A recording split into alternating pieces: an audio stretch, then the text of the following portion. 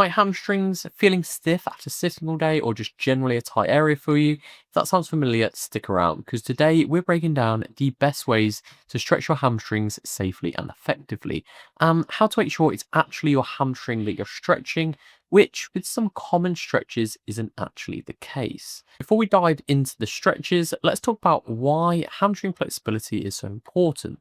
Hamstrings play a crucial role in walking, running, and even just maintaining good posture. Tight hamstrings may have contributing factors to lower back pain, knee discomfort, and even limit your athletic performance. But the good news, with the right stretches, you can loosen up those muscles, reduce stiffness, and improve overall ability. With the ways that we are suggesting here, your strength will also improve as well, which will also help with injury prevention. So let's get started. Now, not all stretching is created equal. There are two main types of hamstring stretches: static and dynamic. Static stretches are those long held positions that help lengthen muscles over time, and this is normally what people end up doing wrong for hamstrings, which we'll explain why when we go through the exercises. Then you have dynamic stretches, which involve movement and are great for warming up before exercise. Depending on your needs, both can be incredibly useful.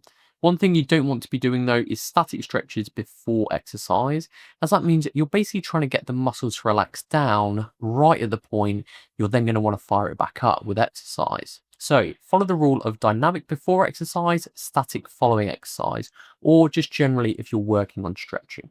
Now, let's go through some of the best hamstring stretches you can do. First, let's go through a great static version and where people normally go wrong. Classically, if you're seeing people stretching their hamstring, you can picture someone on the floor with a leg out straight, leaning forward, pulling on their toes. Now, the main thing this is stretching isn't actually your hamstring, but it's instead your sciatic nerve. The hamstring attaches to the back of the knee, so pulling on the foot, moving the ankle, will make zero difference to the stretch in the hamstring. The sciatic nerve, however, travels down the whole leg, so when pulling on your foot, so the ankle is in more dorsiflexion, and feeling it in the back of the knee is just increasing the stretch in the sciatic nerve.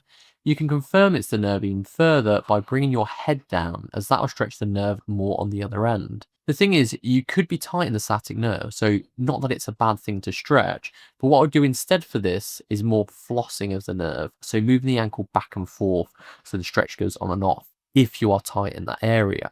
If you're wanting to stretch the hamstring more though, in this position, then bend the knee and keep your back straight, almost like trying to arch more. The other attachment of the hamstring is on the ischial tuberosity, so your sit bones. So it's like trying to push those further away to increase the stretch, which you'll get more with an anterior pelvic tilt.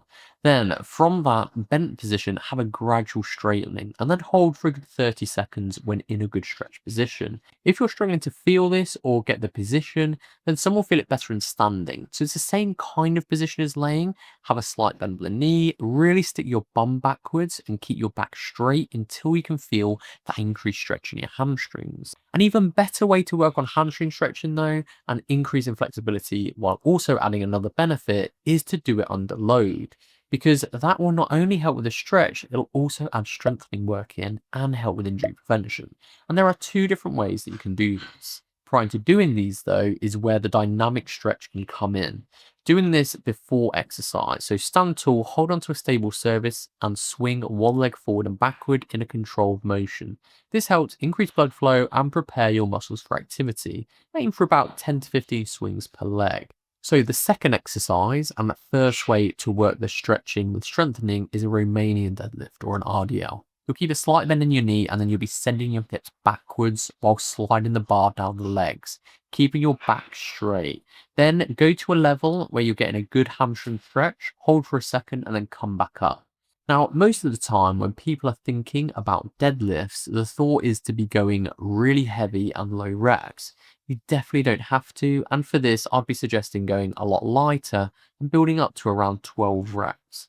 This will also help with lower back strength as well as an added bonus. The third exercise and second way to do it with load is on a seated hamstring curl machine, but with an adaptation. Set up as you normally would with this, but after finishing the first rep, hold the weight down and reposition your upper body so you're keeping your back as straight as you can, just like with the static stretch, trying to get that pelvic tilt and those sit bones away from the knee.